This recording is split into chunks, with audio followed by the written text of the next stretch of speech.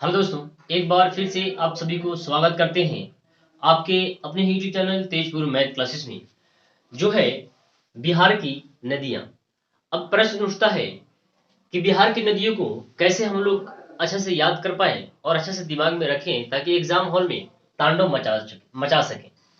तो मेरे प्यारे भाई देखिए, हमने क्या किया है कि एक मैप रखा है। ये जो आपके सामने दिख रहा है ये बिहार का मैप है, और ये जो आप देख रहे हैं लकीर है, ये जो रेखा है, ये रेखा वास्तविक में ये रेखा नहीं है, ये एक गंगा नदी है। क्या है? गंगा नदी। गंगा नदी उत्तराखंड से निकलती है और बिहार होते हुए, बिहार को दो भागों में बांटते हुए वेस्ट बंगाल होते हुए ये बंगाल की खाड़ी में गिर जाती है। तो ये जो गंगा नदी है ये बिहार के दो भागों में बांटती है। तो इसे उत्तरी बिहार और इसे दक्षिणी बिहार, है ना। तो इसको हम लोग कह देंगे मेरे प्यारे भाई दक्षिणी बिहार, है ना, दक्षिणी बिहार। और ये हो जाता है उत्तर बिहार, उत्तर बिहार। मेरे प्यारे भाई थोड़ा सा ध्यान में रखिएगा, अगर बात कर लें इस गंगा नदी की, गंगा नदी में गंगा नदी बिहार में कितनी दूर ट्रेवल करती है तो मैं बता दूं 445 किलोमीटर कुल ट्रेवल करती है बिहार में। अगर बात कर ले पूरी गंगा नदी की लंबाई उत्तराखंड से इधर तक बंगाल की खाड़ी तक, तो इसका जो लंबाई है वो है 2525 किलोमीटर। इतना ट्रेवल करके जाती है बंगाल की खाड़ी में। तो यहां से आप देख सकते हैं ये क्या है मेरे प्यारे भाई, नेपाल है। बिहार के ऊपर में नेपाल है। नेपाल में बहुत सारा पहाड़ है, आपको मालूम है, बहुत सारा पहाड़ है, बहुत ज्यादा संख्या में पहाड़ है, बहुत घाम पहाड़ है।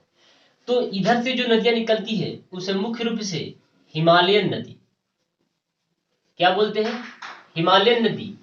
और जो बिहार से नदी जाती है गंगा में मिलती है, दक्षिण बिहार से जो गंगा में जाके मिलती है नदियां, उसे हम लोग मुख्य रूप से पठारिया नदी कहते हैं, है ना। तो नदी की, अगर हम लोग नदी को बांट करके देखें तो नदी नदी के प्रकार को हम लोग देखें तो बिहार में हम लोग दो प्रकार से नदियों को बांट के पढ़ सकते हैं। एक है मेरे प्यारे भाई हिमालयन नदी जो नेपाल से आती है ना, हिमालयन हिमालयन ये नदी। और ये उत्तर बिहार में है ना, उत्तर बिहार में। और दूसरी क्या है, ये जो है दक्षिण बिहार से जो आती है नदियां आकर के गंगा में मिलती है, इसे हम लोग बोलते हैं पठारिया नदी। क्या बोलते हैं? पठारिया नदी, पठारिया नदी, या इसे प्रायद्वीपीय नदी भी कहते हैं। तो ये मुख्य रूप से कहां है? दक्षिणी बिहार में। कहां है? दक्षिण बिहार। यहां से आप टेकल कर लीजिएगा, है ना। तो अगर हम लोग नदियों को बांट करके पढ़ें तो हम लोग दो प्रकार से नदियों को बांट के पढ़ सकते हैं। एक है हिमालयन नदी और दूसरी है पठारिया नदी। पठारिया नदी को इस तरफ से जो नदी आती है उसे पठारिया कहते हैं, इसे प्रायद्वीपीय नदी भी कहते हैं। तो इस प्रकार से आप दिमाग में रख सकते हैं।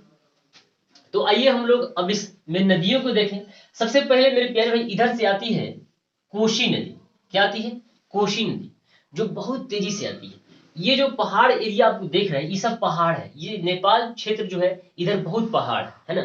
तो ये इधर नेपाल के शिवालिक से जो नदियां निकलती है कोशी नदी, ये बहुत तेजी से आती है। क्यों? क्योंकि अगर हम लोग बिहार के सरफेस को देखें तो बिहार की सरफेस जो है बीच में गड्ढा है ना। ये जैसे आपको बता दूं ऐसे है, ऐसे है ना। तो इधर नेपाल, इधर दक्षिण बिहार, है ना, झारखंड, है ना। तो अगर हम लोग देखें बिहार के सरफेस को देखें तो बीच का जो पोर्शन है, जो बीच का जो ये क्षेत्र है, ये खाल है, किनारी समझते हैं, वो खाल है ना। तो एक तरह से कह सकते हैं कि जो नदियों की जो मार्ग है वो बुलाती है ना। तो उसी की वजह से भी नदी बहुत तेज में आती है कोशी नदी। और कोशी नदी को नेपाल में सप्तकोशी के नाम से जानते हैं। किस नाम से? सप्तकोशी के नाम से जानते हैं। और हम लोग के बिहार में इसे कोसी नदी जानते हैं, है ना। और इसे बिहार का शोक भी कहा जाता है, बिहार का प्रलय भी कहा जाता है। ये बहुत खतरनाक नदी है। ये जो है ना, इसी की वजह से उत्तर बिहार में हमेशा बाढ़ का सामना करता है। ये उत्तर बिहार का जो क्षेत्र है आपको दिख रहा है आपके सामने, ये हमेशा बाढ़ का सामना करता है ना। और ये जो क्षेत्र देख रहे हैं आप, झारखंड के बाद ये जो क्षेत्र देख रहे हैं दक्षिण बिहार, ये हमेशा सूखा का सामना करता है। ठीक है, तो इस प्रकार से हम लोग इसको समझे, कोसी नदी, और इसपे इसमें आके मिल जाती है कमला नदी। क्या? कमला नदी। ये जो नदी है कमला है, और इसमें आकर के मिल जाती है बागमती नदी, और ये तीनों मिलकर के आके मिलती है गंगा नदी में। ठीक है, इसका नाम क्या है? कमला, सॉरी, इसका नाम है बागमती, है ना, इसका नाम है बागमती।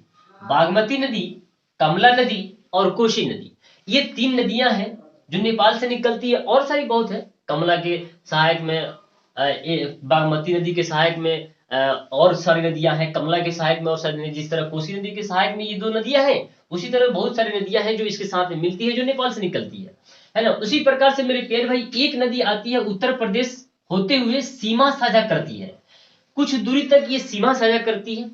इसे उत्तर प्रदेश में मेरे प्यारे भाई, यूपी में इसे सरयू के नाम से जानते हैं, सरयू, है ना।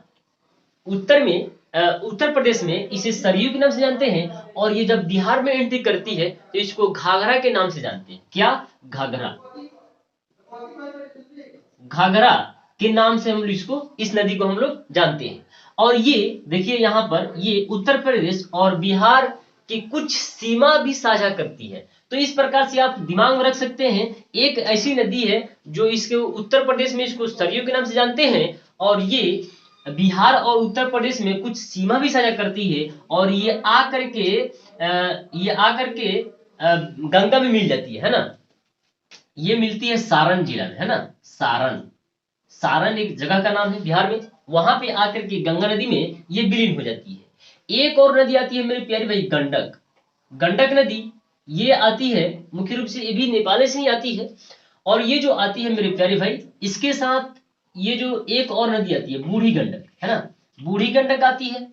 ये मुख्य रूप से आपको बता दूं, पूर्वी पश्चिमी चंपारण होते हुए ये दोनों नदियां आती है और गंगा नदी में आकर के विलीन हो जाती है। इस प्रकार इसका नाम याद रख लेंगे, गंडक, और इसका नाम है बूढ़ी गंडक, बूढ़ी गंडक। इस प्रकार आप दोनों नदियों को ध्यान में रख सकते हैं। इस प्रकार एक और नदी आती है उत्तर पूर्व बिहार से, एक और नदी आती है जिसे हम लोग महानंदा, महानदी नहीं, महानंदा बोलते हैं। क्या बोलते हैं?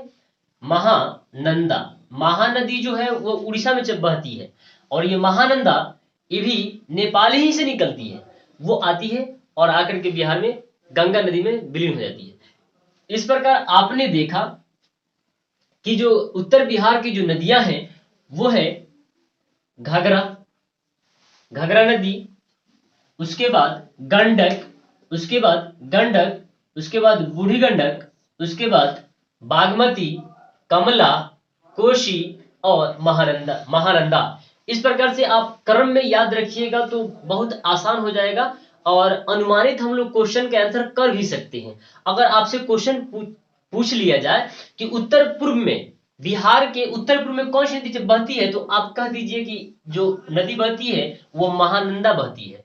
अगर ये क्वेश्चन पूछा भी गया है, क्वेश्चन एग्जाम में ये पूछा भी गया है कि उत्तर बिहार में कौन सी नदी बहती है, तो महानंदा ही बहती है। ठीक है, इस प्रकार से अब हम लोग आते हैं दक्षिण बिहार में। दक्षिण बिहार में ध्यान दीजिएगा, दक्षिण बिहार में एक नदी आती है कर्मनाशा,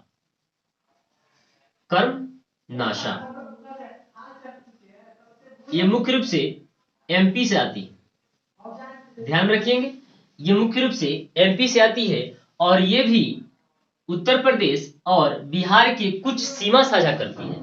तो आप यहां इसको ध्यान रख सकते हैं कि ये जो कर्मनाशा नदी है ये मध्य प्रदेश से आती है, और ये उत्तर प्रदेश और बिहार की कुछ सीमा भी साझा करती है। और कहा जाता है, और यहाँ पे देखिए, यहाँ पे गंगा नदी में भी कुछ सीमा साझा करती है।